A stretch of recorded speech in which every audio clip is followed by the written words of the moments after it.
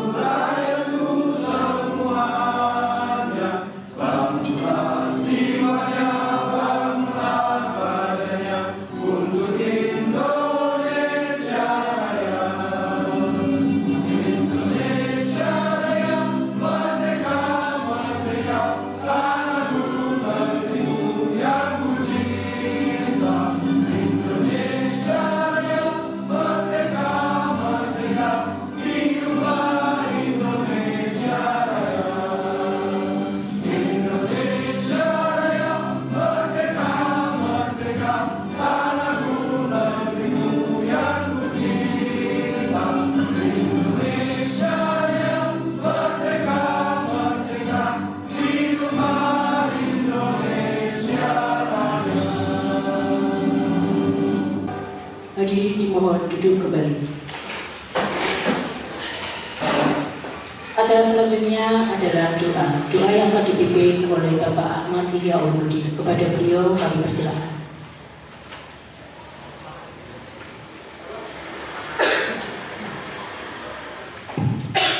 Assalamualaikum warahmatullahi wabarakatuh.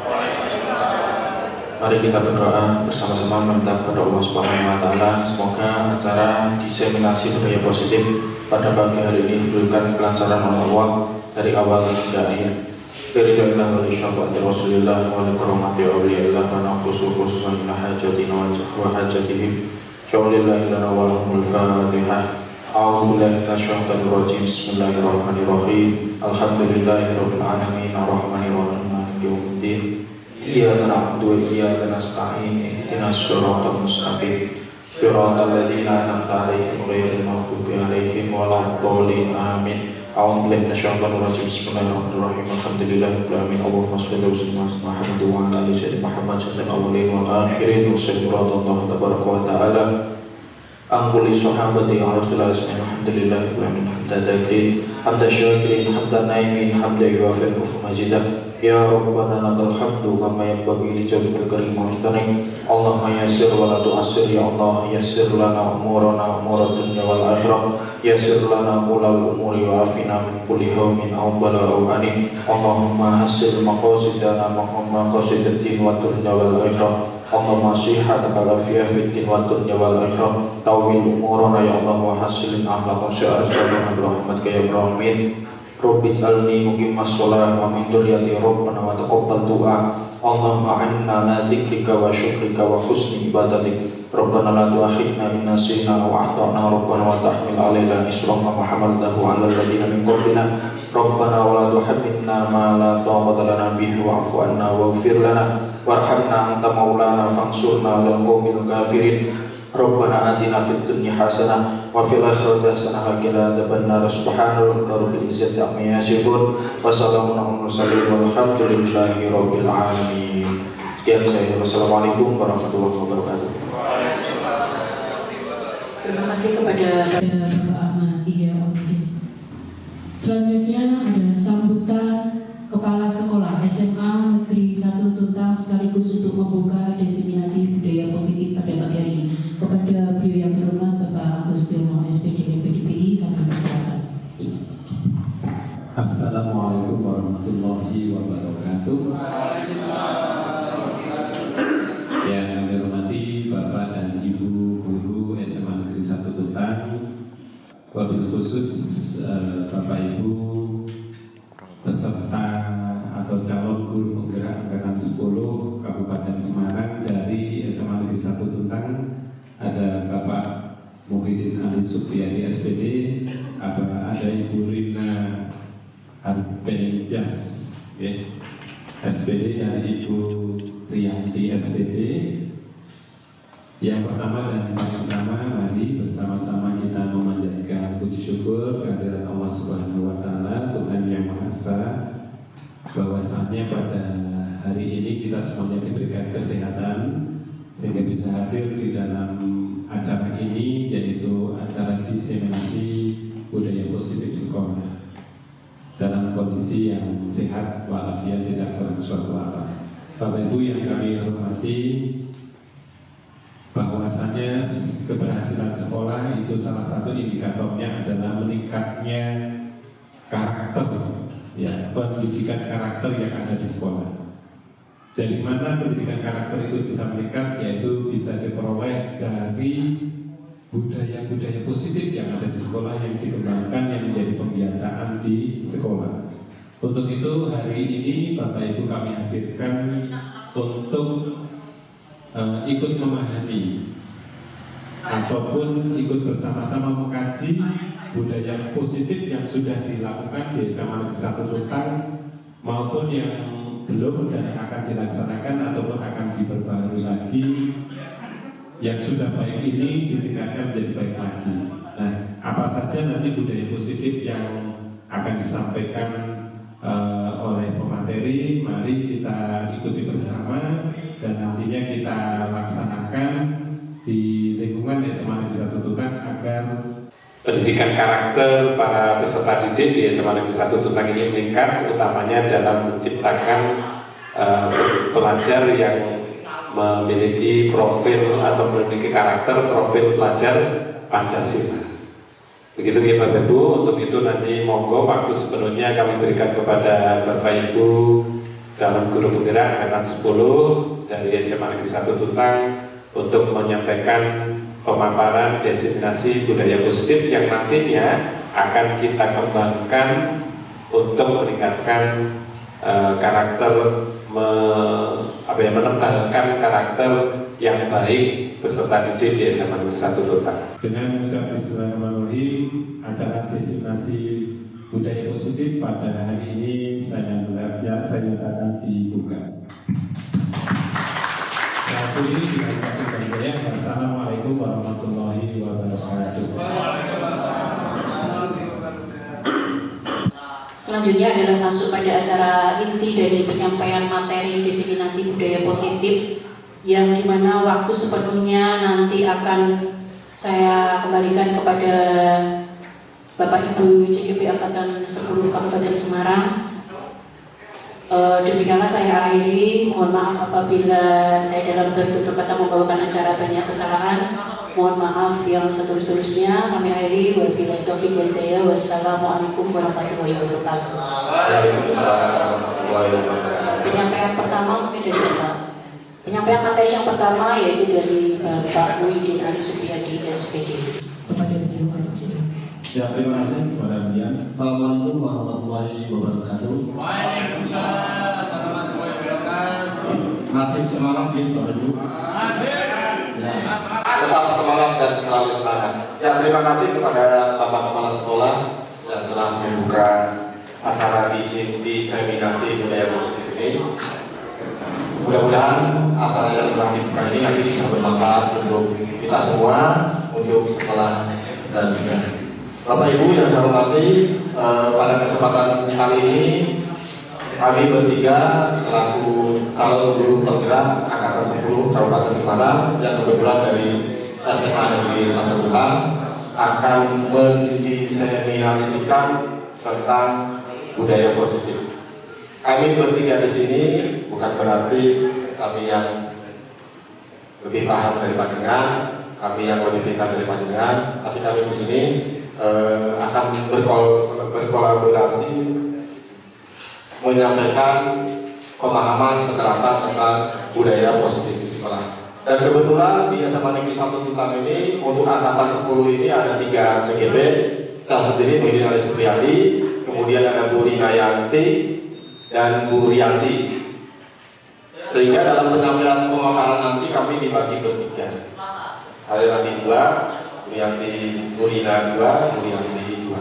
Dan kebetulan juga saya berada di paling depan. Artinya saya nanti akan menyampaikan paparan tentang budaya positif yang paling depan. Langsung saja nih Bapak Ibu, untuk materi pertama tentang Tetap semangat dan selalu semangat. Ya, terima kasih kepada Bapak Kepala Sekolah yang telah membuka acara diseminasi budaya positif ini. Mudah-mudahan acara yang telah dibuka ini nanti bisa bermanfaat untuk kita semua, untuk sekolah dan juga Bapak Ibu yang saya hormati. Pada kesempatan kali ini kami bertiga selaku calon guru penggerak angkatan 10 Kabupaten Semarang yang kebetulan dari SMA Negeri 1 Tuntang akan mendiseminasikan tentang budaya positif. Kami bertiga di sini bukan berarti kami yang lebih paham dari panjenengan, kami yang lebih pintar dari panjenengan, tapi kami di sini akan berkolaborasi menyampaikan pemahaman penerapan tentang budaya positif di sekolah. Dan kebetulan di SMA Negeri 1 Tuntang ini untuk angkatan 10 ini ada 3 CGP. Salah sendiri Muhyiddin Ali Supriyadi, kemudian ada Bu Rina Yanti dan Bu Rianti. Sehingga dalam penyampaian pemaparan nanti kami dibagi bertiga. Ada nanti 2, Bu Rianti, Bu Rina 2, Bu Rianti 2. Dan kebetulan juga saya berada di paling depan. Artinya saya nanti akan menyampaikan paparan tentang budaya positif dan paling penting. Langsung saja nih Bapak Ibu, untuk materi pertama tentang budaya positif. Saya yakin budaya positif seperti tadi yang sudah disampaikan oleh Bapak Kepala Sekolah sudah berjalan di SMA Tuntang. Sudah berjalan sejak lama, tapi dalam perkembangan zamannya mesti ada perubahan-perubahan yang akan kita hadapi. Ya. Budaya positif itu adalah budaya positif sekolah sangatlah penting untuk mengembangkan peserta didik yang memiliki karakter kuat dan berakhlak sesuai dengan seperti tadi disampaikan oleh Bapak Kepala Sekolah, profil belajar Pancasila seperti yang dicetuskan sebagai pedoman untuk pendidikan di Indonesia. Budaya positif dapat dibangun dengan syarat sekolah perlu menyediakan lingkungan yang positif, aman, dan nyaman agar peserta didik mampu berpikir, bertindak, dan bercipta secara merdeka, mandiri, dan bertanggung jawab. saya yakin di sekolah kita sudah seperti itu ya. Sekolah kita sudah merupakan sekolah yang nyaman bagi kita dan bagi keluarga besar di SMA Negeri 1 Tuta. Kemudian sistem model disiplin yang dibangun masih belum berpusat pada siswa. Selain itu, posisi kontrol guru belum sampai pada tahap manajer melainkan sebagai penghukum dan pembuat siswa merasa bersalah.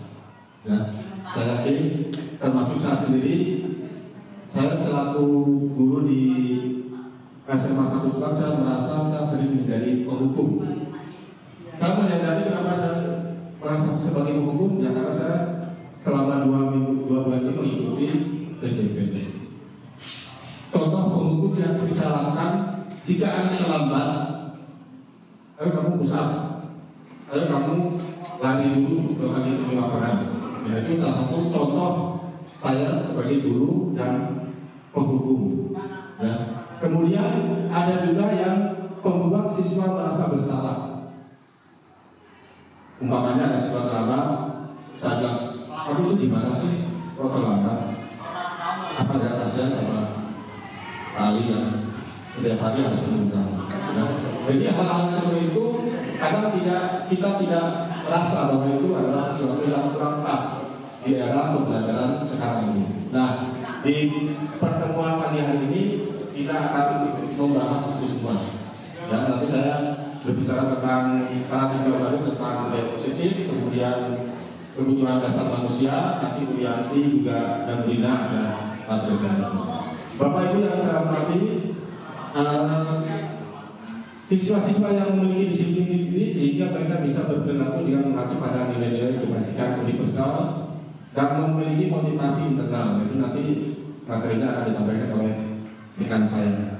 Yang memiliki disiplin diri berarti mampu mempertanggungjawabkan terhadap apa yang dilakukan. Ini berikutnya ya, budaya positif adalah suatu kebiasaan yang bernilai positif. Kita sudah berjalan sejak lama, sudah berjalan sejak dulu.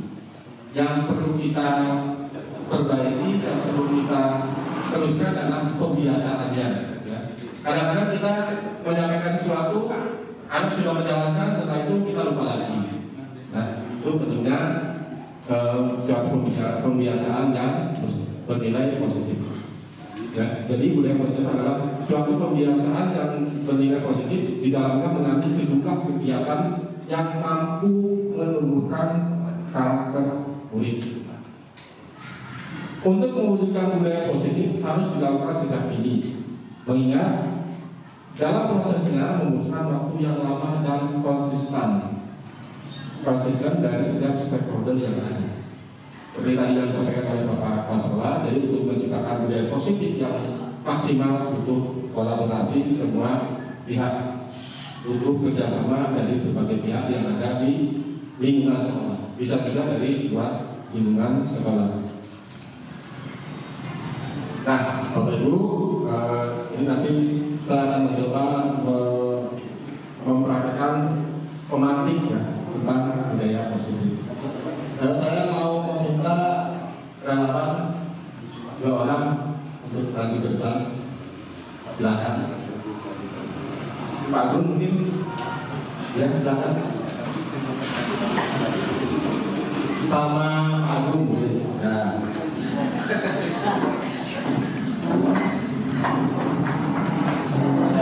Jadi pada kegiatan ini nanti kita akan berbagi peran ya, Pak Agung dan Pak Gun. Peran ini terkait dengan budaya positif. Nanti salah satu, kalau Pak Gun nanti silakan memerankan sebagai orang yang mengepalkan tangan, dua-duanya ya, mengepalkan tangan. Kemudian Pak Agung adalah seseorang yang punya tujuan. Bagaimana caranya Pak Agung agar Pak Gun membuka kepala tangan? Caranya bermacam-macam, bisa dirayu, bisa dikitik-kitik, ya, bisa dibentak, atau bisa dikasih hadiah. Nah, itu cara seperti itu. Nanti silakan Pak Agung ya, silakan. Cara mau dipakai seberapa monggo.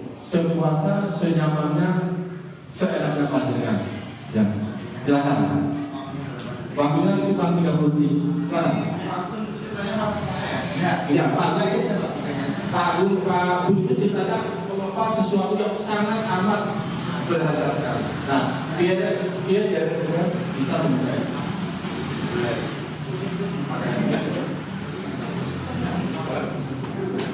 Boleh didorong, boleh direbut, boleh dirayu, boleh di. Ayo saya buka dulu selesai ya.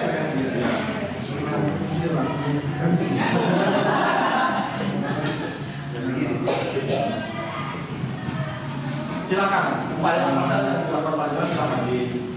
Yang penting membuka ya Pak. Pak Agun ada hadiah buat saya. Saya disuruh pilih Pak. Kira-kira Pak Agun mau beri hadiah saya apa? Tangannya belum malam lagi.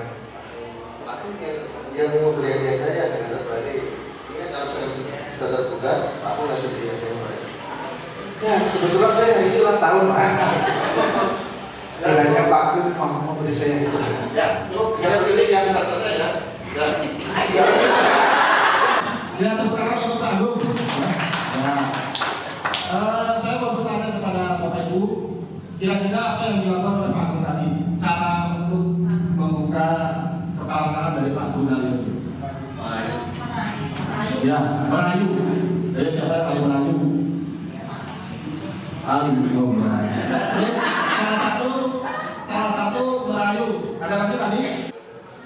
Ada lagi untuk yang dilakukan oleh Pak Agung agar Pak Agung membukakan genggaman tangannya. Bertanya, ya bertanya. Berikutnya ada lagi. Ayo kira-kira Pak mengharapkan hadiah atau imbalan seperti itu ya. Sekarang berganti kembali peran. Sekarang Pak Agung yang mengepalkan kedua tangannya, Pak Agung yang berusaha membukakan kedua tangannya. Saya siap ya. Ya, Pak Agung. sekarang. Iya. Kita bisu Pak Agung. Kita bisu dulu.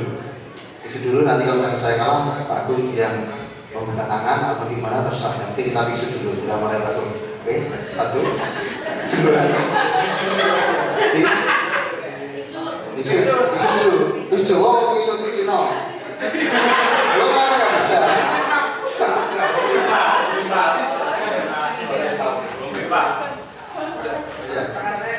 Tangannya kan? Kalau dibisu dulu Pak Agung, lihat kayak apa ya Pak? Lihat. Karena yang tangan ini, serap dulu. Kalau tangan bisa dibuka,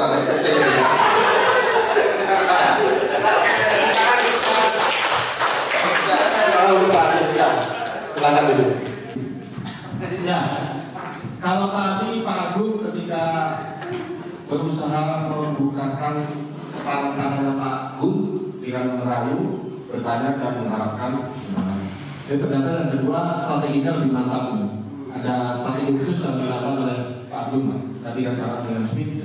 Kalau Pak Agung kali terpancing dia akan membukakan, tapi ternyata Pak Agung tidak terpancing. Tapi kalau tidak terpancing ternyata dipaksa oleh Pak Agung. Ini kaitannya apa dengan budaya positif? Ya? Bapak Ibu, ya, ini dari kami yang diperhatikan oleh Pak Agung dan Pak Gun tadi ya. Jadi ya Pak Agung tadi sudah menyelesaikan misinya, Pak Gun juga sudah menyelesaikan misinya. Ada dua perbedaan ya. Kalau Pak Agung tadi dengan merayu, dengan bertanya dan dengan mengharapkan imbalan, Pak Gun berbeda lagi ya, dengan memaksa dan memancing ya. Nah, seperti itu. Silahkan. Nah, dalam kegiatan ini sesungguhnya siapa yang memegang kendali atau kontrol untuk membuka atau menutup kepala tangan? Kira-kira siapa, Bapak Ibu? Kalau kita mempraktekkan, kalau kita tidak tadi melihat praktek yang dipraktekkan oleh Pak Agung dan Pak Gun terkait dengan penerapan disiplin, penerapan budaya positif sekolah. Kira-kira pencerahan atau ilmu yang kita dapatkan dari praktek tersebut. Ternyata Bapak Ibu, dalam penerapan disiplin atau budaya positif itu muaranya ada dari diri kita, dimulai dari diri kita, tidak bisa dipaksa, tidak bisa dirayu dan lain sebagainya. Jadi muaranya ketika kita ingin mendisiplinkan atau ingin menciptakan budaya positif adalah dari diri kita sendiri. Nah, kebetulan ini ada kaitan dengan teori kontrol Dr. William Glasser. Jadi ada 4: ilusi guru mengontrol murid, kemudian ilusi bahwa semua penguatan positif, efektif dan bermanfaat. Kemudian yang ketiga, ilusi bahwa kritik dan membuat orang merasa bersalah dapat menguatkan karakter. Dan yang keempat, ilusi bahwa orang dewasa memiliki hak untuk memaksa, artinya memaksa. Nah, ilusi guru mengontrol murid. Jadi pada dasarnya kita dapat memaksa murid untuk berbuat sesuatu jika murid tersebut memilih untuk tidak melakukannya. Ya. Walaupun tampaknya guru sedang mengontrol perilaku murid, hal demikian terjadi karena murid sedang mengizinkan dirinya untuk dikontrol. Jadi kadang-kadang murid tidak seperti itu, kadang manut, kadang bangkang, dan lain sebagainya. Saat itu bentuk kontrol guru menjadi kebutuhan dasar yang dipilih murid tersebut. Teori kontrol menyatakan bahwa semua perilaku memiliki tujuan, bahkan terhadap perilaku yang tidak disukai pun. Nah, tadi sudah dipraktekkan oleh Pak Gun dan Pak Agung. Kemudian yang kedua, ilusi bahwa semua penguatan positif, efektif dan bermanfaat. Ya, penguatan positif atau bujukan, nah ini tadi Pak Agung sempat membujuk meraih ya, adalah suatu bentuk kontrol segala usaha untuk mempengaruhi murid agar mengulangi suatu perilaku tertentu. Adalah suatu usaha untuk mengontrol murid tersebut. Dalam jangka waktu tertentu, kemungkinan akan menyadarinya dan mencoba untuk menolak bujukan kita, atau bisa jadi murid tersebut menjadi tergantung pada pendapat sang guru untuk berusaha. Teori kontrol yang ketiga, ilusi bahwa kritik dan membuat orang merasa bersalah dapat menguatkan karakter. Ya. Menggunakan kritik dan rasa bersalah untuk mengontrol murid menuju pada identitas gagal. Mereka belajar untuk merasa buruk tentang diri mereka. Mereka menggunakan dialog diri yang negatif. Kadang kalau sulit bagi guru untuk mengidentifikasi bahwa mereka sedang melakukan perilaku ini, karena seringkali guru cukup menggunakan suara halus untuk menggunakan pesan negatif. Ya, kadang-kadang itu yang sering kita alami ya. Kita maksudnya baik dengan berbicara yang halus, tapi ternyata kadang-kadang tidak pas di brief. Kemudian teori kontrol yang keempat, ilusi bahwa orang dewasa memiliki hak untuk memaksa.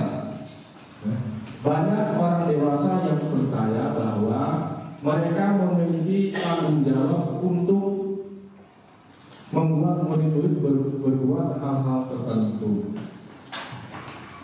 Apapun yang dilakukan dapat diterima selama ada sebuah kemajuan berdasarkan sebuah pengukuran kinerja. Pada saat itu, orang dewasa akan menyadari bahwa perilaku memaksa tidak akan efektif untuk jangka panjang dan sebuah hubungan permusuhan akan terbentuk. Jadi kalau kita memaksakan kehendak kita memaksakan maunya aturan yang ada di sekolah untuk ditepati dan cara memaksa, itu kadang-kadang juga kurang pas diterima oleh murid. Ya.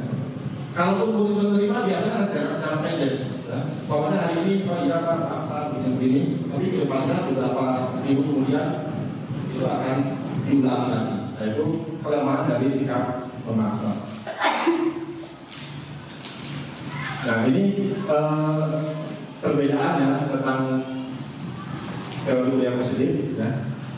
stimulus respon dan teori kontrol. Itu nanti juga akan disampaikan di belakang ini. Jadi realitasnya kebutuhan kita sama. Menurut teori kontrol bahwa realitas kebutuhan kita berbeda. Nah, kemudian yang kedua, semua orang melihat yang sama, tapi setiap orang memiliki gambaran yang berbeda. Kemudian kita mencoba mengubah agar kita mencoba mengubah orang agar berpandangan sama dengan kita. Kita berusaha memahami pandangan orang lain tentang dunia. Jadi semua pendapat perspektif pandangan itu berbeda-beda. Perilaku guru dilihat sebagai suatu kesalahan. Nah, semua perilaku mempunyai tujuan. Karena kita juga tidak tahu apa tujuan anak kita itu melanggar. Apa sebabnya? Kira-kira apa juga tidak tahu. Orang lain bisa mengontrol saya, hanya Anda yang bisa mengontrol diri Anda sendiri. Seperti tadi sudah diperhatikan di depan bahwa Pak Agung bisa mengontrol dirinya untuk tetap bersikukuh mempertahankan apa yang ada di genggamannya. Saya bisa mengontrol orang lain. Pemaksaan ada pada saat bujukan gagal. Nah, tadi juga dicontohkan oleh Pak Gun dan Pak Agung. Setelah Pak Agung dibujuk, dirayu gagal, Pak Gun menggunakan cara lain yaitu dengan memaksa. Nah, untuk teori kontrolnya, kolaborasi dan konsensus menciptakan pilihan-pilihan baru. Tentunya dengan menjaga tadi ada gambaran-gambaran lain agar kita nanti bisa menciptakan budaya positif di sekolah. Dan terakhir, model berpikir menang kalah. Model berpikir menang-menang. Ketika kita menyelesaikan masalah, jangan pikiran menang kalah. Oh dia bantu sama saya, berarti dia kalah. Oh dia tentu sama saya, berarti dia kalah. Tapi yang terpenting, menurut teori kontrol adalah win-win solution. Artinya ketika kita menyelesaikan masalah, tentunya yang didapat adalah kesepakatan bersama, keuntungan bersama. Itu tentang stimulus dan teori kontrol. Nah ini ada kuasnya. Bagaimana seseorang bisa berubah dari paradigma stimulus respon kepada pendekatan teori kontrol Popey prinsip tahun 1991 mengatakan bahwa bila kita ingin membuat kemajuan perlahan sedikit-sedikit, ubahlah sikap atau perilaku Anda. Tadi depan, jadi mulai dari diri sendiri. Namun bila kita ingin memperbaiki cara-cara utama kita, maka kita perlu mengubah kerangka acuan kita. Ubahlah bagaimana Anda melihat dunia, bagaimana Anda berpikir tentang manusia. Ubahlah paradigma Anda, skema pemahaman dan penjelasan aspek-aspek tertentu tentang realitas. Nah ini itu tadi tentang budaya positif, perubahan paradigma dengan budaya positif. Nah ini materi yang kedua, kebutuhan dasar manusia. Untuk kebutuhan dasar manusia ini ternyata ada 5. Yang pertama kebutuhan bertahan hidup atau survival. Kemudian yang kedua penguasaan atau kebutuhan pengakuan atas kemampuan. Yang ketiga kesenangan. Yang keempat kebebasan. Yang kelima kasih sayang dan dasar di kelima. Ini juga berlaku bagi anak-anak kita atau murid-murid kita. Nah ini sekilas atau contoh kasus. Ini ceritanya ada kasus bahwa Ibu Ambar, guru wali kelas 2A di SD Pelikante, sedang bingung menghadapi ulah salah satu murid di kelasnya yang bernama Doni. Beberapa anak di kelas 2A telah datang kepadanya dan mengeluhkan Doni yang selalu atau seringkali meminta bekal makan siang mereka, ya, dengan paksa. Jika Anda menghadapi situasi seperti Ibu Ambar, apa yang Anda lakukan? Nah, menurut Anda kira-kira apa alasan Doni melakukan hal tersebut? Dari contoh kasus ini, kalau kita kaitkan dengan kebutuhan dasar manusia, nanti akan ketemu nih Bapak Ibu. Kira-kira menurut Bapak Ibu, apa yang dilakukan Doni, kenapa memaksa? Kira-kira kenapa? kok dia sering meminta bekal makan kepada rekan-rekan yang pas. Kira-kira apa? 8. Terus ada 2. Tidak dibawakan bekal oleh orang tua. Ada lagi? Jahil. Tidak punya uang. Sama seperti saya. Ya.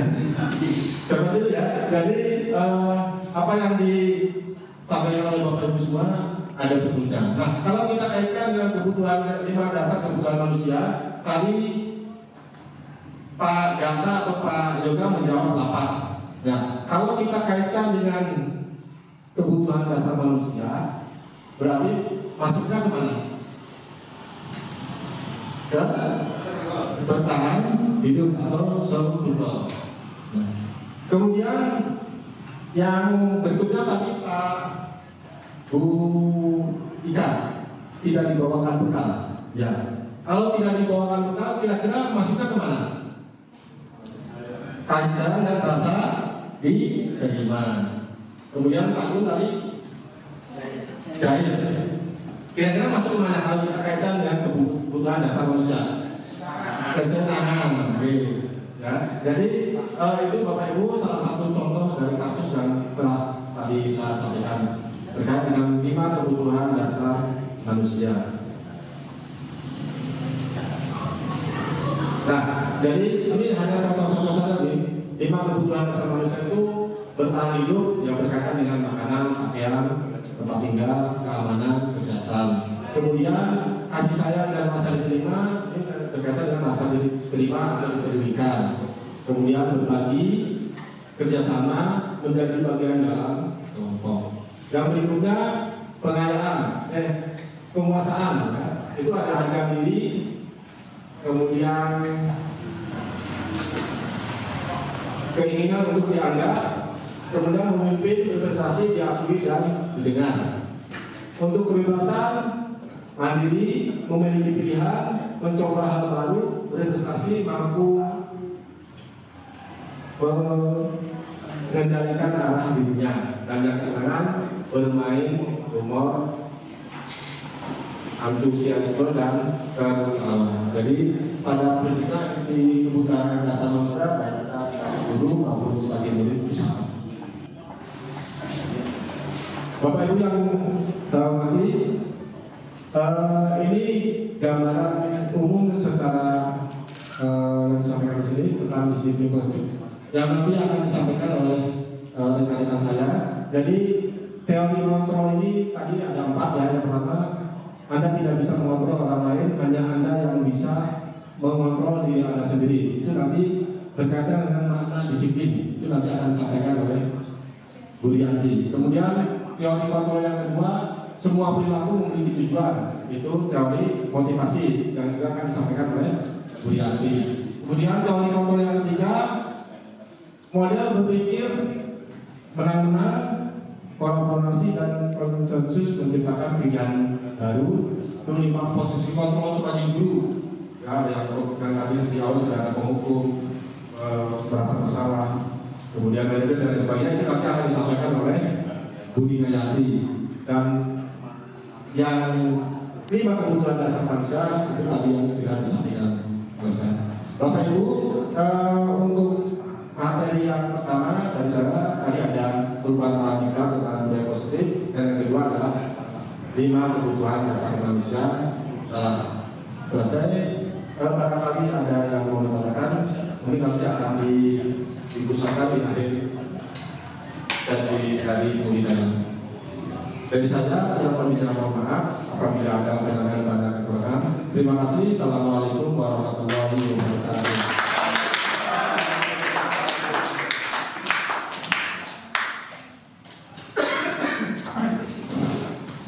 Terima kasih kepada Bapak Ali atas kesempatannya. Izinkan saya untuk memulainya, saya membacakan pantun ya. Saya terinspirasi oleh Bapak tadi pagi gitu.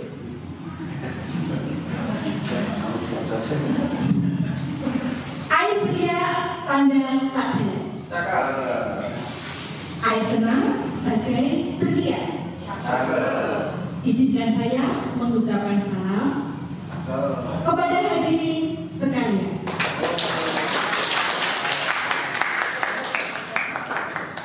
Bismillahirrahmanirrahim. Assalamualaikum warahmatullahi wabarakatuh. Di sini saya berdiri di depan Bapak Ibu. Sekali lagi bukan menggurui, ya. Kita berbagi praktek baik tentang budaya disiplin.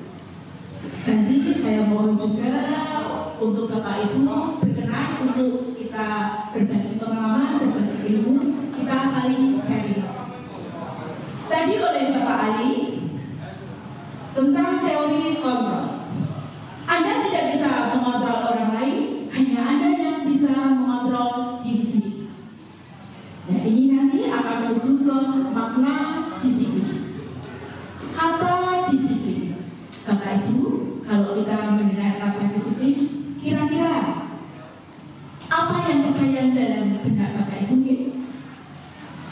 Disiplin, kira-kira berkaitan dengan apa?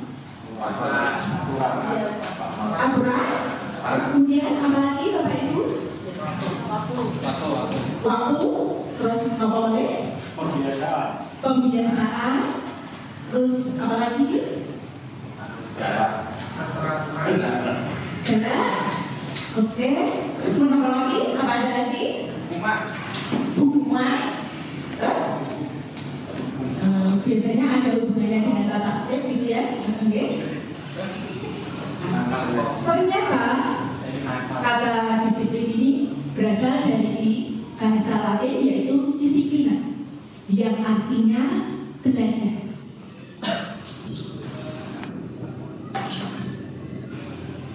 Disiplina itu artinya belajar. Arti asli kata disiplina juga berkonotasi dengan disiplin diri, membuat orang menuju sebuah tujuan apa yang dia hargai dan bermakna. Dalam budaya kita, makna kata disiplin telah berubah menjadi sesuatu yang telah dilakukan seseorang kepada orang lain untuk mendapatkan kepatuhan. Kecenderungannya menghubungkan kata disiplin dengan ketidaknyamanan, bukan dengan yang kita hargai atau untuk tujuan mulia.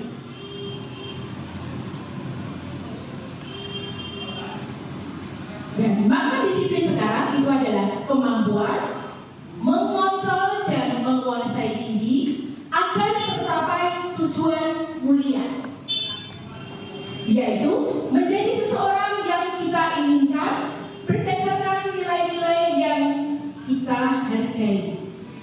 Berarti berdasarkan nilai-nilai yang kita hargai, nanti kita akan bahas pada nilai-nilai kebajikan universal.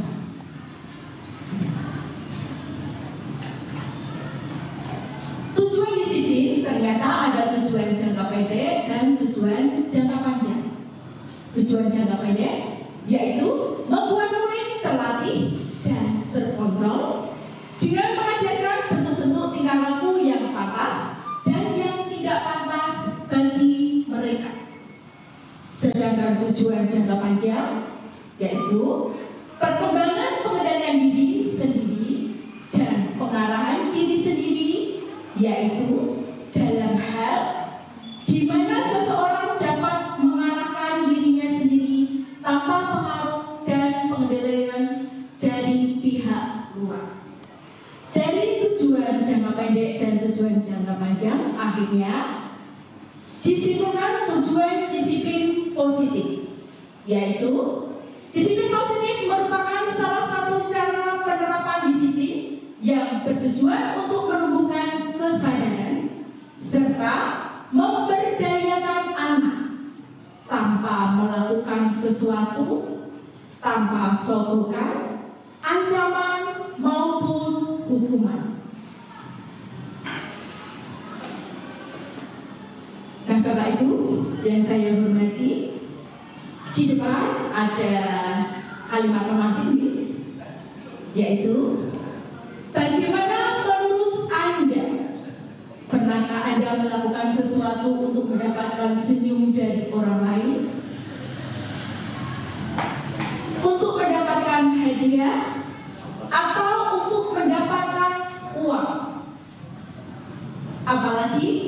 alasan untuk melakukan sesuatu.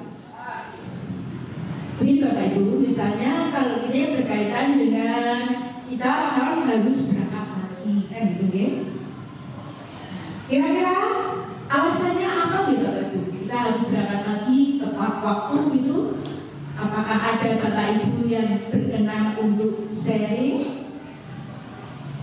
Semoga kira-kira kalau kita datang ke sekolahan pagi itu kira-kira alasannya Bapak Ibu apa? Pak Afif berkenankah sharing?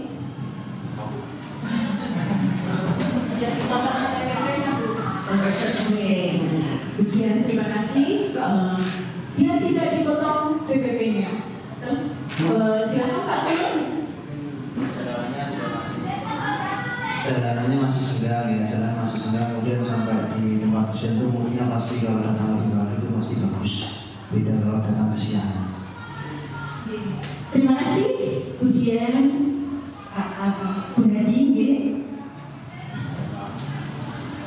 berarti ketika kita berangkat pagi itu adalah agar tidak dipotong PPP misalnya, kemudian karena ada alasannya lagi jalan kalau pagi hari itu kan masih senggang ya, belum ramai, belum macet gitu. Terus kemudian kalau datang lebih pagi juga umumnya kan lebih baik.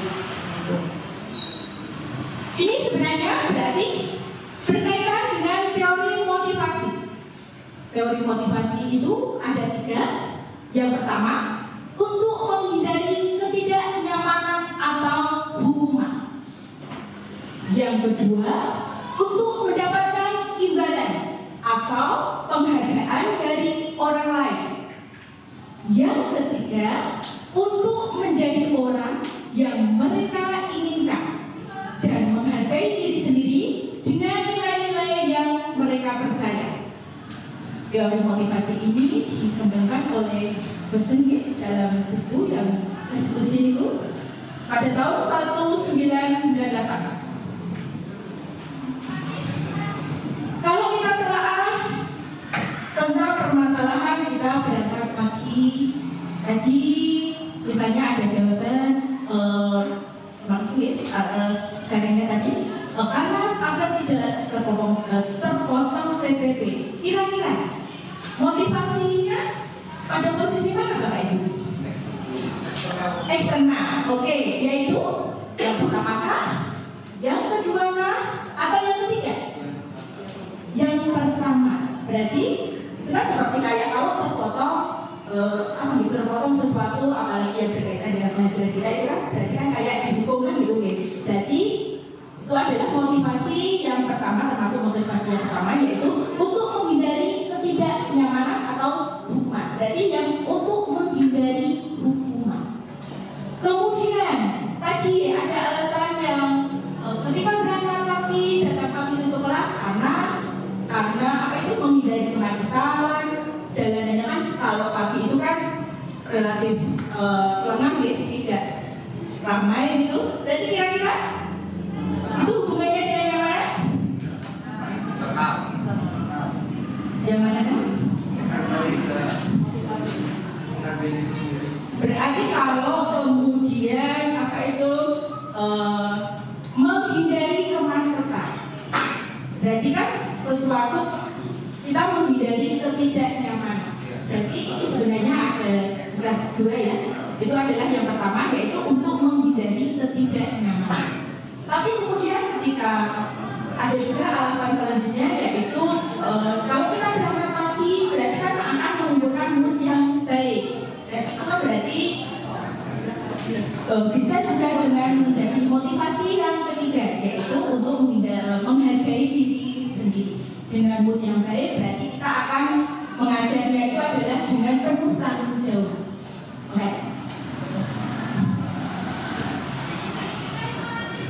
Bapak Ibu, disiplin biasanya itu kan erat kaitannya dengan kenapa Bapak Ibu?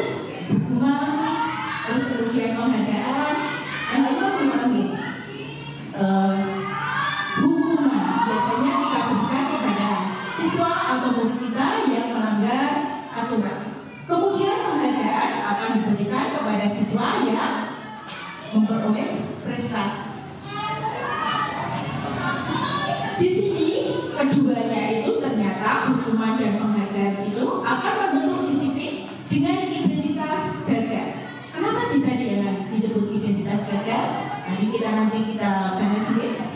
Kemudian ternyata ada istilah tadi yaitu tentang konsekuensi dan restitusi.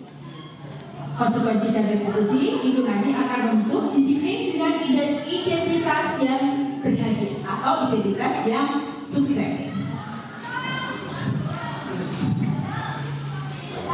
Pada umumnya, seperti yang saya katakan tadi, disiplin erat kaitannya dengan biasanya kita kaitkan erat itu dengan hukuman dan penghargaan. Misalnya, itu ada murid yang misalnya terlambat masuk sekolahan dihukum. Kira-kira apa yang terjadi? Terhadap murid kita, Bapak Ibu, apakah murid kita itu akan merasa nyaman, ataukah murid kita itu akan takut? Terus kemudian murid itu akan karena dia ketahuan terlambat, berarti dia akan sembunyi-sembunyi bagaimana caranya biar tidak ketahuan guru BK atau guru BK-nya. Ya? Berarti ciri-ciri dari hukuman itu adalah satu. Kalau hukuman itu biasanya adalah sesuatu yang menyakitkan. Terus nih, hukuman berarti kan sesuatu yang menyakitkan. Biasanya hukuman itu cenderung ke fisik. Ya? Kemudian hukuman juga menimbulkan ketidaknyamanan. Hukuman juga membuat murid takut. Hukuman bersifat memaksa. Karena ada hukuman berarti murid akan berusaha menyembunyikan kesalahannya. Dampak dari hukuman, murid menjadi marah. Ada juga yang merasa bersalah, ada juga yang merasa rendah diri. Tetapi dengan seiringnya perkembangan zaman, murid-murid itu biasanya gimana ya? Kalau gimana Bapak Ibu, cenderungnya mana? Apakah marah? Murid-murid kita zaman sekarang itu, ataukah merasa bersalah, ataukah merasa rendah diri gitu? Atau yang lainnya? Mereka sendiri ya. Berarti serasa tidak bersalah, tidak menyadari kesalahannya, ya loss gitu ya. Ya itu murid kita Bapak Ibu. Berarti kita untuk apa ya? Membiasakan kedisiplinan biar tertanam ke dalam hati saudari murid-murid kita semuanya. Kemudian Bapak Ibu, penghargaan. Apa itu penghargaan? Berbuat, Bukina, bergerakkan untuk sesuatu imbalan. Terima kasih Bukina. Penghargaan itu adalah sesuatu imbalan. Sesuatu imbalan, sesuatu itu bisa berupa benda, bisa juga berupa non benda, gitu ya. Untuk mendapatkan imbalan tersebut biasanya bagaimana? Dia harus memenuhi suatu syarat, kan ngerti? Sebenarnya ada juga di sini, kalau yang di sini itu adalah penghargaan yang termasuk pada identitas gagal. Kenapa gagal? Karena satu, ada penghargaan yang tidak efektif. Misalnya, saya mau diet ini, tapi tidak dimulai dari diri saya sendiri. Misalnya, ya, kakak saya bilang, Dek, kalau kamu bisa menurunkan berat badan, kamu saya kasih hadiah. Berarti itu adalah awalannya, dijanjikan di awalannya. Nah, hadiahnya kan diberi, misalnya terus berarti. Selama hadiah itu diberikan, saya juga akan ikut dia. Tapi ketika suatu saat hadiah itu atau imbalan tersebut itu dihentikan oleh kakak saya sudah tidak bersemangat lagi untuk diet. Itulah yang disebut penghargaan tidak bersifat efektif. Makanya Bapak Ibu, kemudian penghargaan Misalnya, ya, saya seorang guru. Di awal pengerjaan tugas, saya memberi iming-iming, kayak apa gitu ya, iming-iming gitu, pengiming penghargaan, hadiah. Nah, dalam satu kelas itu, kalau kamu bisa menyelesaikan soal ini, saya akan beri hadiah. Misalnya, kamu boleh jajan di soto di kantin sepuasnya, gitu, ya.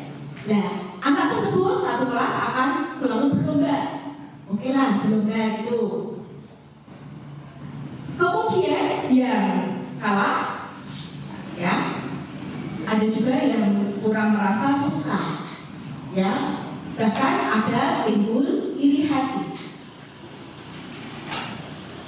Kemudian ada yang ketiga, penghargaan mematikan kreativitas.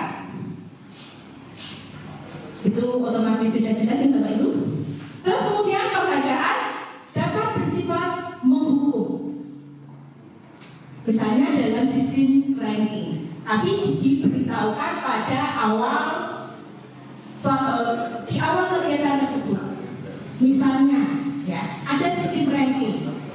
Berarti yang mendapat nomor 1 berarti dia akan menang, dapat hadiah.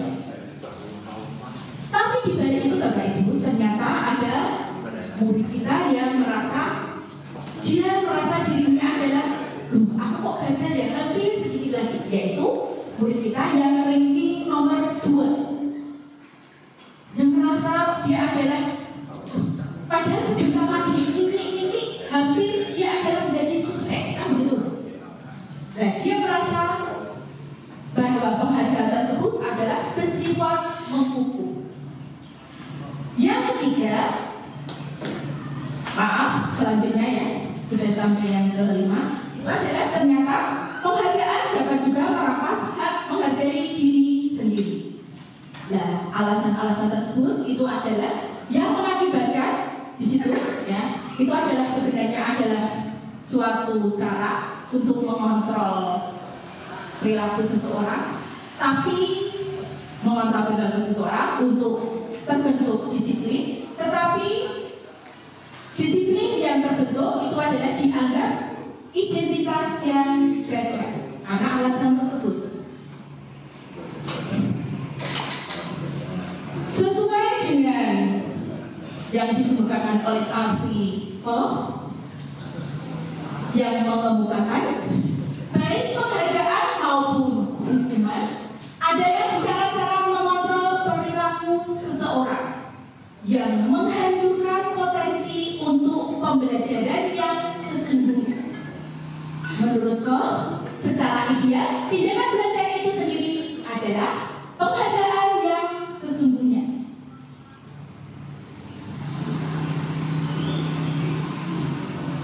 Nah, bagaimana kalau yang disebut dengan disiplin yang dengan identitas berhasil? Itu terdiri dari konsekuensi dan restitusi. Konsekuensi itu merupakan penguatan jangka pendek. Konsekuensi itu perlu adanya monitoring berkelanjutan. Berarti selalu ada pengawasan begitu nih Pak Ibu. Kemudian konsekuensi juga merupakan stimulus dan respon. Stimulus dan respon tadi sepertinya sudah dibahas oleh Bapak Ali. Kemudian ciri-ciri dari konsekuensi itu adalah siswa akan mematuhi aturan. Ciri yang selanjutnya, konsekuensi itu adalah kehilangan waktu untuk merenungi kesalahan. Sedangkan restitusi, siswa bertanggung jawab atas segala tindakan. Fokus pada pemecahan permasalahan jangka panjang.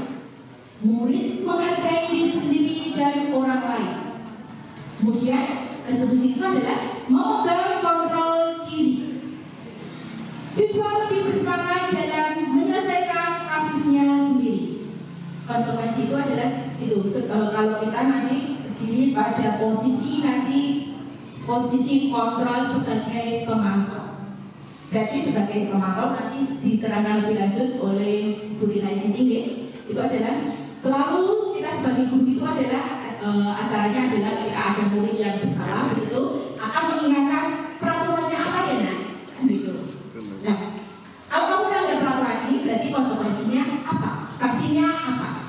Tapi kalau restitusi itu adalah tindakan dan kita sharing dulu dengan anak diajak diskusi. Kenapa dia melakukan hal tersebut, melakukan tindakan tersebut, itu alasannya apa? Berarti ditelaah dulu, dianalisis dulu. Kemudian secara terbimbing berarti menuntut siswa untuk mencari solusi dari permasalahan tersebut.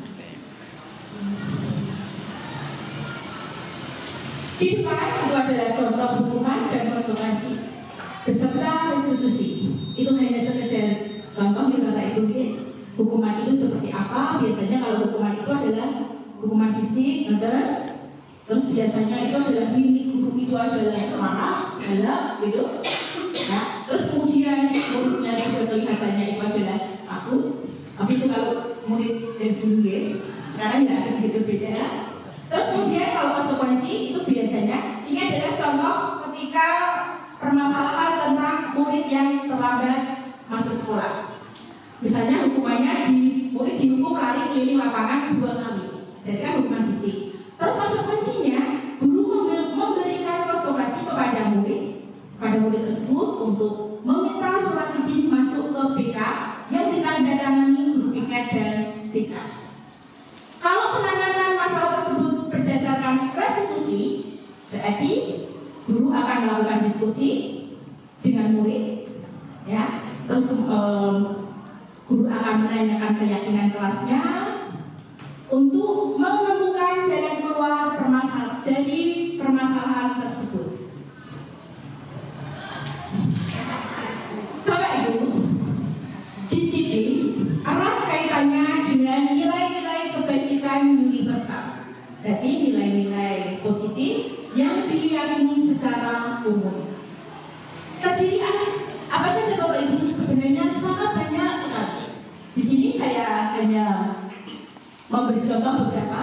Misalnya adalah beriman bertakwa kepada Tuhan Yang Maha Esa dan berakhlak mulia. Sebenarnya kita sudah melakukan ini Bapak Ibu untuk memupuk nilai ketakwaan itu dengan setiap memulai kegiatan pasti kita mulai dengan pembiasaan berdoa. Setiap pembelajaran juga diawali dengan berdoa, diakhiri dengan berdoa. Ada juga pembiasaan berdasarkan program sekolah kita, yaitu dengan Jumat Rehat Berwali, di mana Jumat pertama itu adalah Jumat religi. Pada Jumat religi ini kita bersama murid-murid dan seluruh warga sekolah itu adalah untuk mempertebal nilai ketakwaan kita kepada Tuhan Yang Maha Esa. Kemudian kebinekaan global, nilai berikutnya kebinekaan global. Kita mengharapkan murid kita itu adalah mengenal dan menghargai budaya daerah lain. Sebab murid kita berasal dari berbagai macam daerah. Kemudian nilai berikutnya lagi bergotong royong. Bergotong royong itu ibaratnya bekerja sama teman-teman. Ya. Di pembelajaran murid-murid kita misalnya adalah menyelesaikan tugas kelompok, biasanya silakan bekerja sama dengan anggota kelompok. Nah, berarti menerapkan atau kita membiasakan nilai bergotong royong tersebut. Nilai selanjutnya yaitu mandiri. Seperti baru saja yang kita lakukan event asesmen sumatif akhir tahun. Murid-murid kita pembiasaannya itu adalah berarti ketika masuk dalam kelas duduknya kan cenderung itu dengan kiri kanan itu kan berbeda, ya. Berarti terus kemudian alat komunikasinya juga disimpan. Nah, itu adalah juga membiasakan murid untuk bersifat mandiri. Bagaimana? Ya itu kenapa? Biar dia mengajarkan asal itu dengan sendiri, tidak dengan contek. Biar murid kita punya keyakinan akan kemampuan dirinya sendiri. Bernalar kritis. Bernalar kritis itu berarti murid-murid kita itu kan terlahir di zaman yang era ya, ipteknya itu kan sangat pesat. Berarti murid kita mengharapkan murid kita itu mampu ya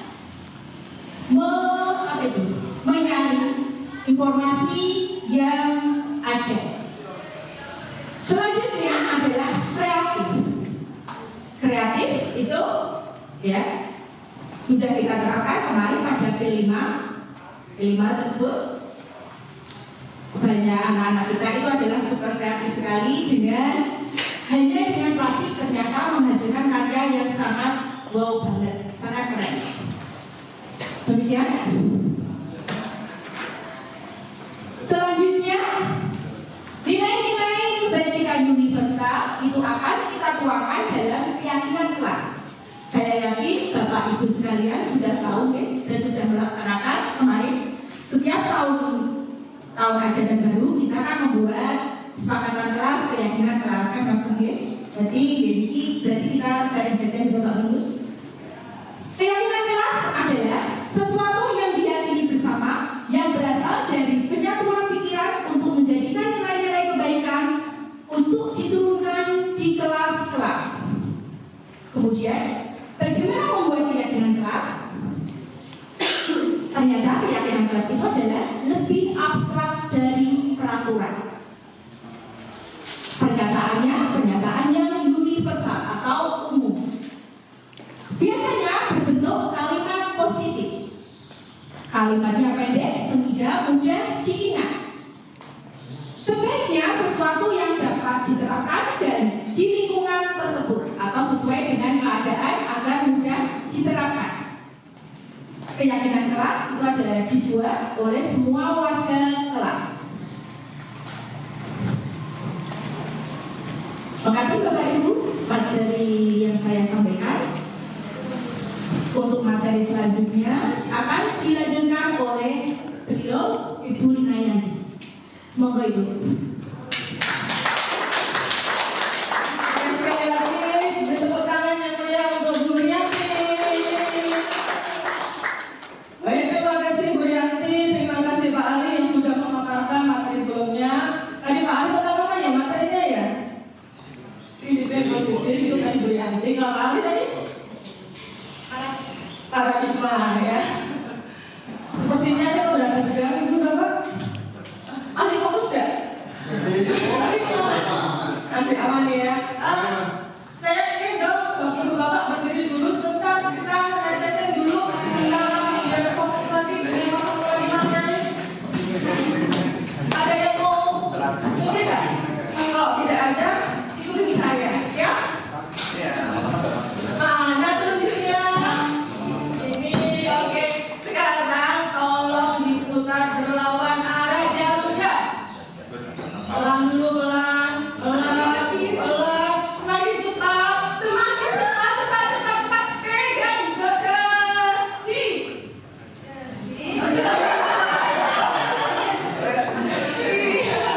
Iya, ternyata masih ada yang fokus dan ada yang kurang fokus.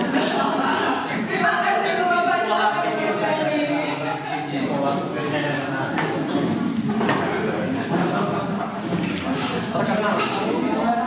Baik, bismillahirrahmanirrahim. Saya mulai. Assalamualaikum warahmatullahi wabarakatuh. Waalaikumsalam. 2% di SMP Negeri di Kecamatan Tempe itu melakukan tindak indisipliner. Itu artinya apa? Artinya bahwa tindak indisipliner siswa SMP di Kecamatan Lumajang tergolong tinggi. Nah,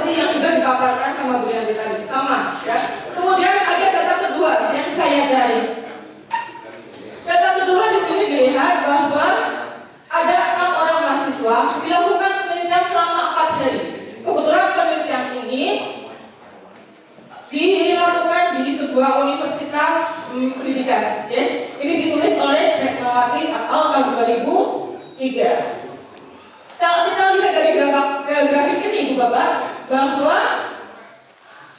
pada hari pertama, hari kedua, hari ketiga, hari keempat itu ada saja yang terlambat, ya enggak? Dari 6 orang, hari pertama sudah 4 orang terlambat, hari kedua 5 orang terlambat, hari ketiga 2 orang terlambat dan seterusnya.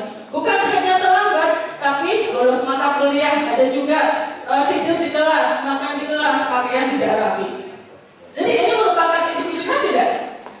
Iya, ya, gitu. Jadi bukan hanya di kalangan sekolah saja, SMP, kita di SMA, maka di kuliah pun juga seperti itu. Nah, sekarang data ketiga kita peroleh seperti ini. Data ketiga saya ambil dari jurnalnya Harap tahun 2018 atau 2019 dengan judul keterkaitan lingkungan sekolah terhadap kedisiplinan pada siswa sekolah menengah atas. Di sini disimpulkan, dari penelitian itu disimpulkan bahwa ada keterkaitan yang positif dan signifikan antara lingkungan sekolah dengan kedisiplinan sekolah, gitu. Dengan koefisien korelasi 0,709. Artinya apa? Bahwa semakin bagus lingkungan sekolah yang terbentuk, maka akan semakin tinggi pula tingkat kedisiplinan siswa. Sebaliknya, semakin buruk atau kurang kondusif lingkungan sekolah juga akan berpengaruh atau semakin rendah tingkat kedisiplinan siswa.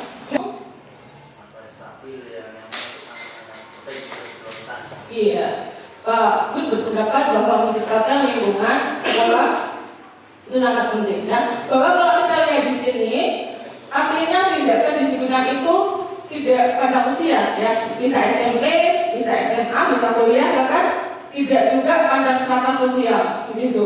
Nah, sekarang kalau kita sebagai guru nih, kita sebagai orang tua, tentu kan kita inilah meminimalisir kedisiplinan itu kan, indisiplinan itu. Bagaimana caranya?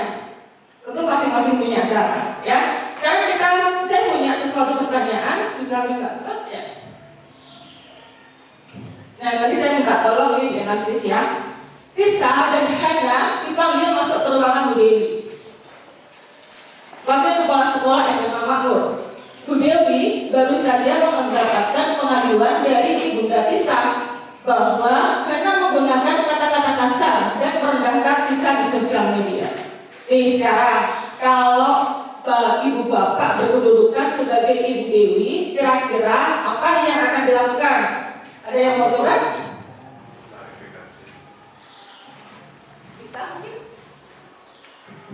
Mungkin mengklarifikasi terlebih dahulu. Ya. Ditanyakan dulu apakah itu benar-benar terjadi atau tidak, baru kita mengambil keputusan. Kalau tidak kan berikutnya. Iya. Terima kasih Pak Freddy. Ada yang lain lagi? Apa? Ada yang berpendapat berbeda dengan Pak Freddy? Kalau tadi Pak Freddy mengatakan diklarifikasi, itu didudukkan dalam ruangan yang sama 2 orang itu atau berbeda? Sendiri-sendiri. Jadi berbagai cara ya Ibu Bapak bisa ketika kita menangani anak dengan permasalahan seperti itu, bisa 2 orang mungkin didudukkan bersama-sama, kita cari keterangannya, kemudian kita cari solusinya. Atau bisa kita dudukkan sendiri-sendiri nih, kita dudukkan sendiri-sendiri, kita tanya, kemudian kita cari solusinya, seperti itu juga bisa. Nah, semua masing-masing punya cara, ya semua masing-masing punya cara untuk menyelesaikan masalah. Ini ada kaitannya dengan teori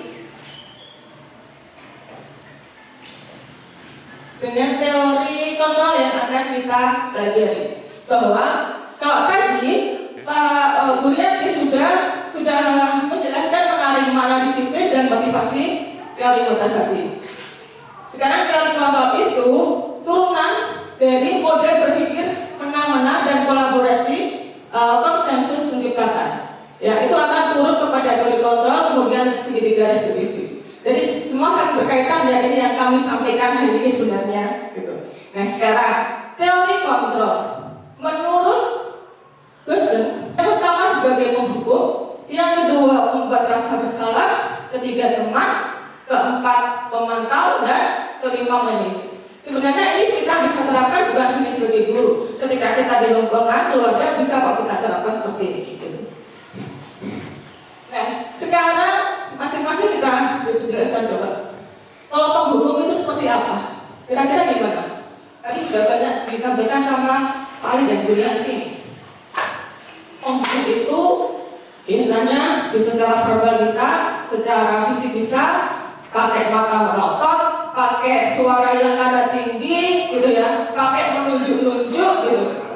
Misalkan ini, ada anak yang terlambat mengumpulkan tugas saya. Kalau saya sebagai penghukum, apa yang saya lakukan? Ayo gimana? Siap-siap ngomong dulu. Kamu ini loh, sudah diingatkan, masih saja terlambat mengumpulkan tugas. Enggak. Nah, sekarang jangan itu 10 kali. Itu kan sekolah dulu. Itu penghukum. Kemudian membuat rasa bersalah. Membuat rasa bersalah itu biasanya dengan suara yang pelan, dengan suara yang kecil, kemudian seperti memelas gitu. Kalimat yang biasanya digunakan itu seperti apa?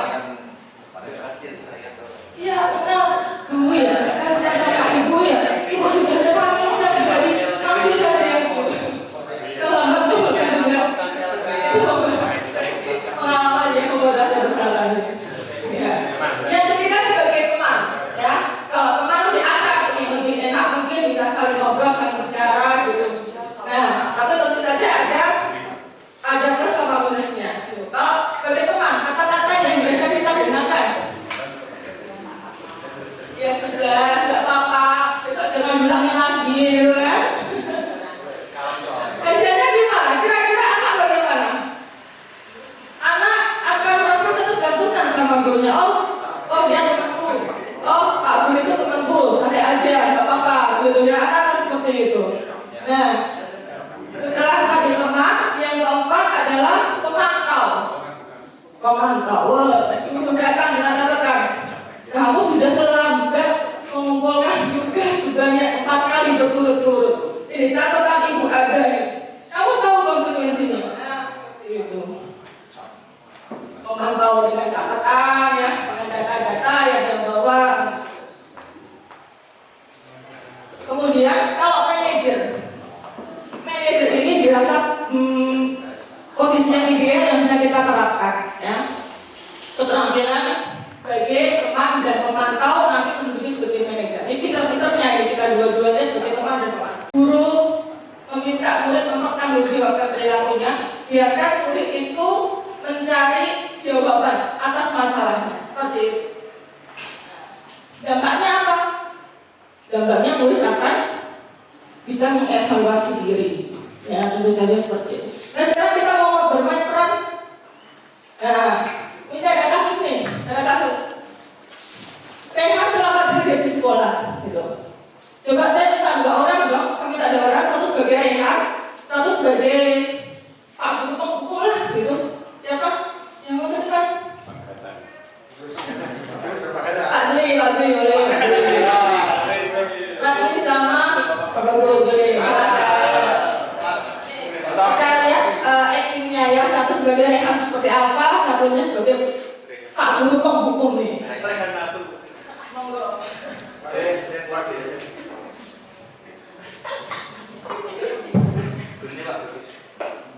Rehan kok terus nama? Bangun siang terus usah mana?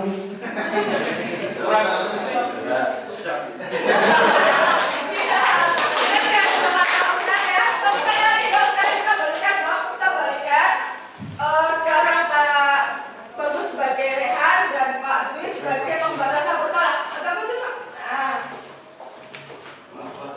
Terlambat. Kamu terlambat terus kenapa? Saya motornya rusak. Motor saya mau jaga. Beli lagi. Oh iya.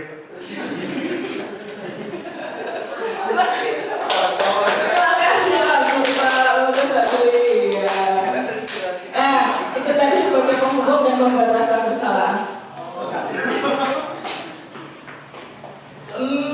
Ada sekarang satu lagi dong sebagai manajer. Siapa yang mau sebagai manajer? Pak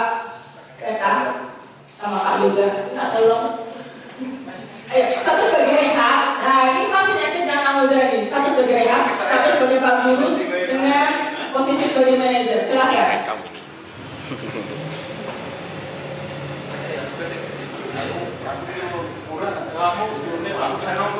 Ya jangan tukaran sudah nggak apa-apa.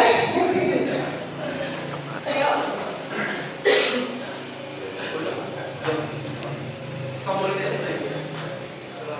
Ya, lambat.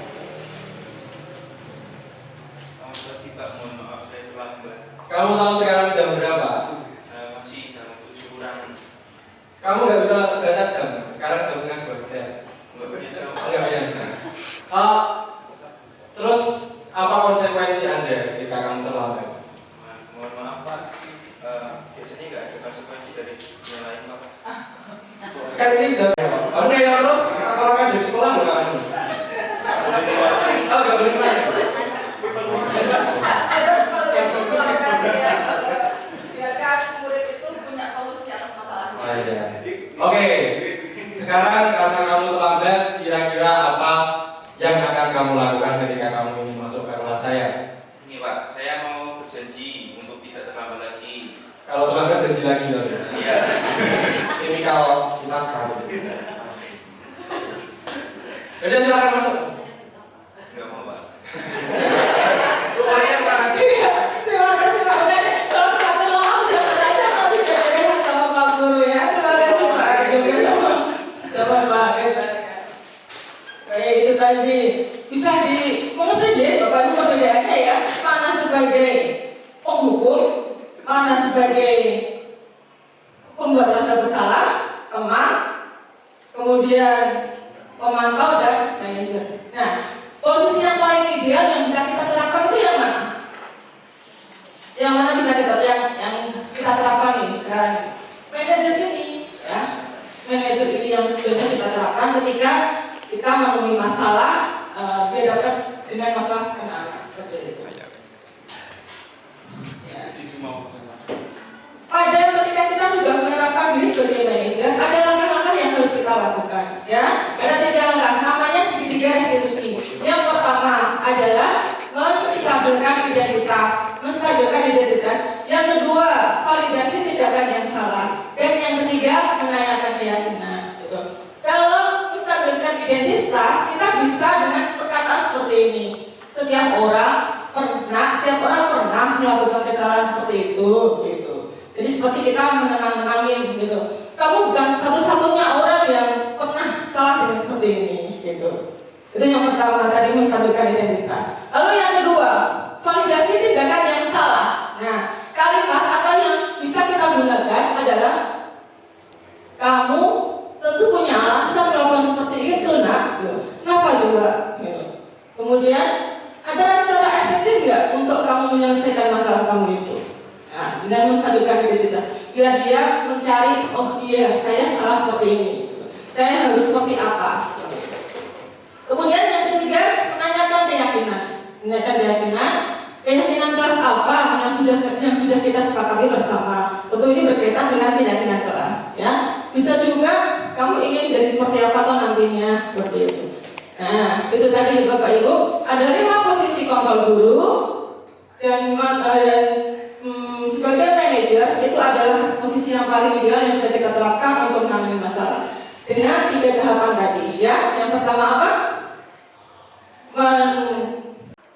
Menanyakan keyakinan. Harapannya apa sih dari semua itu ketika kita lakukan itu tadi? Ketika kita sudah sebagai manajer, kita sudah terapkan segitiga restitusi.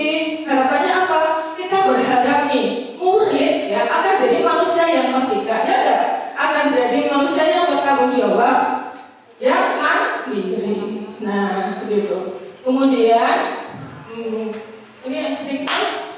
ini sedikit mungkin agak cepat kali ya. Ini kemarin sudah kita terapkan untuk tugas kita. Bisa dibantu?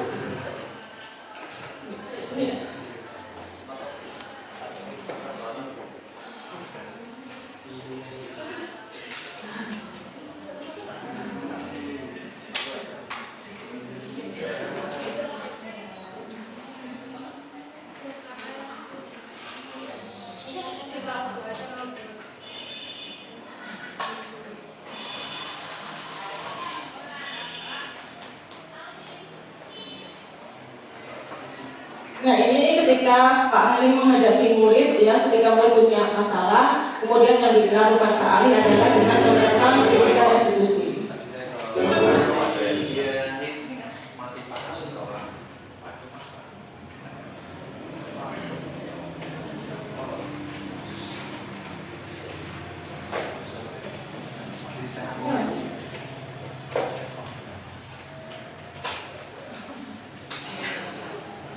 Atau coba yang lain Pak, video yang lain bisa yang lebih kecil gitu nih.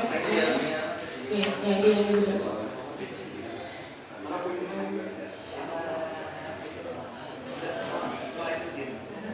Oh, ini malah saya.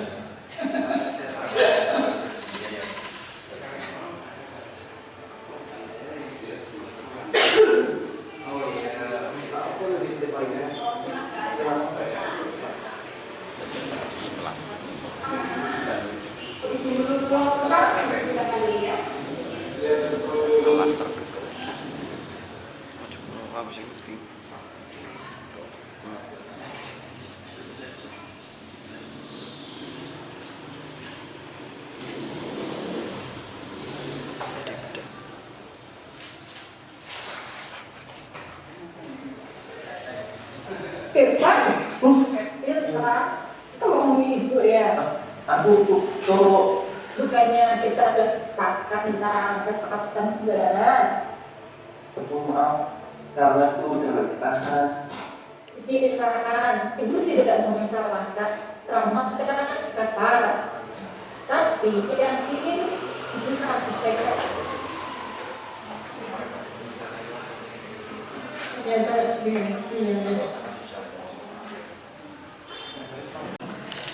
Jadi ceritanya di sini Irfan terlambat, ya bukan maaf. Irfan minta izin sama gurunya, dia minta izin untuk keluar mau ke belakang gitu. Ternyata Irfan mampir ke kantin, ya. Kemudian dia makan di sana. Nah, ketika Bu Rina ini keluar dari mau cuci tangan keluar, menemui Irfan duduk di sana sedang makan. Nah, kemudian terjadilah percakapan seperti itu. Sebaiknya ketika kita sedang menstabilkan identitas anak atau kita menerapkan restitusi, memang di luar ya, atau bukan di tempat umum di kelas seperti itu. Ya mungkin karena gangguan sinyal loh, bisa kasih giga-giga aja.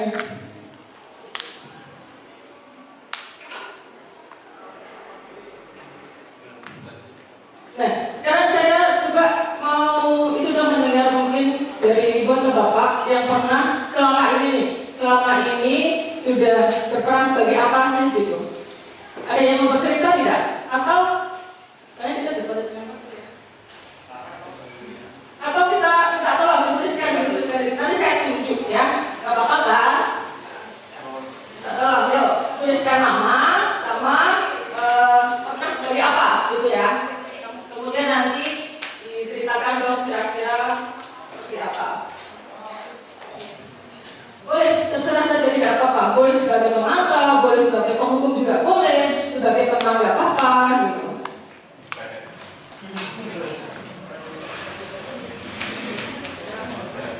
Kalau dituliskan namanya, nanti kita akan sajalah ya, acak.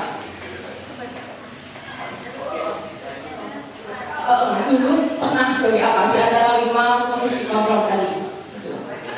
Pengalamannya lah selama mengajar bertahun-tahun ini.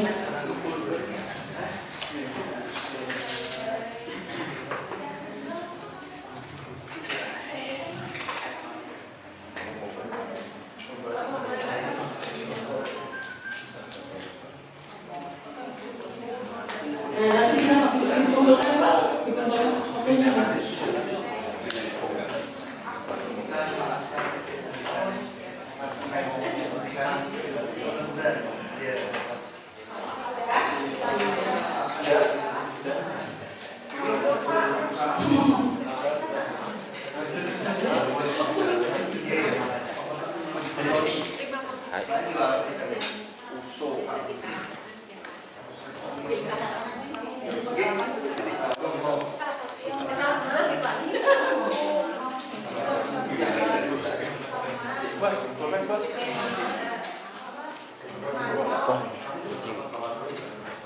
Oh, hukum? Oh, nggak ada namanya, nggak ada yang dikasihkan nama. Ini ada namanya deh. Pak Fedi sudah pernah sebagai penghukum, kita coba cerita pengalaman Pak Fedi dulu ya. Mari, waktu sebagai penghukum itu apa yang Pak Fedi lakukan? Kalau waktu pembelajaran olahraga kan ada yang tidak memakai seragam olahraga. Jadi kadang di kelas tidak pakai olahraga, nggak izin di kelas. Terus saya suruh manggil temannya, akhirnya saya kasih hukum biar dia cedera. Jadi tidak pakai kaos olahraga, saya suruh mengembalikan dan mengambil alat olahraga itu. Jadi dia tetap di lapangan, tunggu temannya sampai selesai. Nanti selesai dia yang mengembalikan alat-alat. Terima kasih Pak Fedi. Oke, terima kasih Pak Fedi. Ya, ini karena kita kita pernah ya, sebagai penghukum juga pernah, dan sebagai teman juga pernah, begitu ya. Nah, kalau sekarang sudah mengerti sebagai manajer, maka sebenarnya juga kita mencoba sebagai manajer yang kita lakukan. Nah, demikian Ibu Bapak, tadi materi saya mengenai posisi kontrol dan segitiga diskusi dan sudah tersampaikan. Ada pertanyaan tidak? Apakah ada pertanyaan? Saya buka dulu. Mungkin ada pertanyaan yang ingin disampaikan. Pak Guru, apakah ada pertanyaan? Masuk membawa pertanyaan.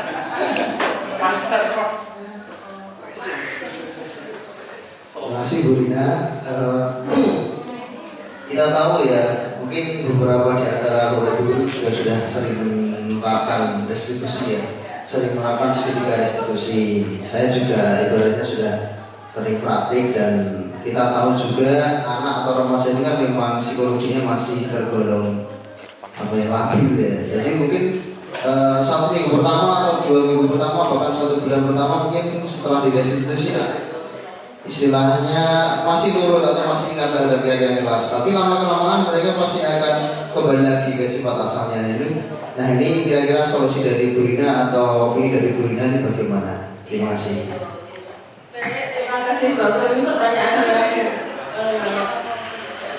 berat ya, karena apa? Karena kita juga sudah berusaha melakukan segitiga restitusi, tapi terkadang ya gitu tadi, baru hari ini dibilangin, besok seperti itu lagi, terlambat. Besok seperti itu lagi gitu ya. Nah, kira-kira langkahnya seperti apa nih? Kalau anak itu berulang lagi seperti itu, enaknya seperti apa? Apakah kita akan berlaku ke penghukum gitu? Atau gimana? Pak Ali mungkin ada solusi?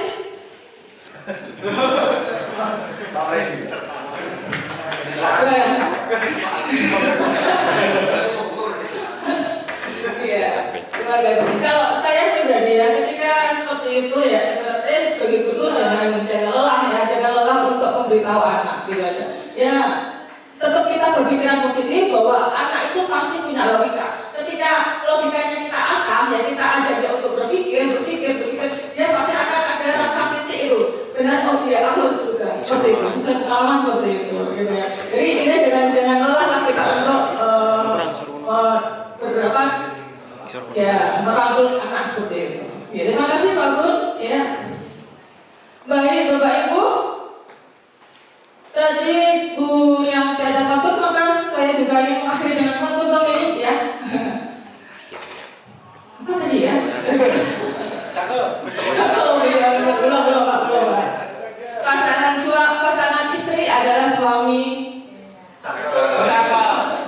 saling sayang dan kolaboratif. Demikian destinasi dari kami. Semoga mendapat ilmu yang positif. Terima kasih Bu Bapak atas perhatiannya. Akhir kata, Assalamualaikum warahmatullahi wabarakatuh. Saya kembalikan ke Pak Jenderal. Terima kasih Bapak Ibu telah setia mengikuti pemaparan kami tentang disiplin positif.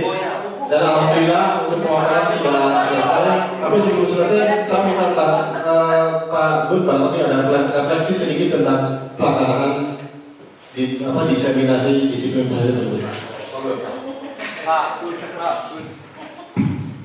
Ya, terima kasih Pak Ali kesempatannya untuk refleksinya ya. Alhamdulillah, terima kasih kepada Pak Ali, Bu Rina dan Bu Bu Rianti sudah mengajak kita semua untuk mengikuti diseminasinya. Kita semua sebagai guru jadi istilahnya semakin tahu tentang budaya positif yang harus dilaksanakan di lingkungan sekolah. Yang minimal kalau misalnya kita belum bisa melaksanakan secara masif di lingkungan sekolah, kita bisa melaksanakan di lingkungan kelas masing-masing sesuai mata pelajaran masing-masing. Terima kasih, semoga sukses kedepannya buat Bapak Ibu bertiga. Terima kasih.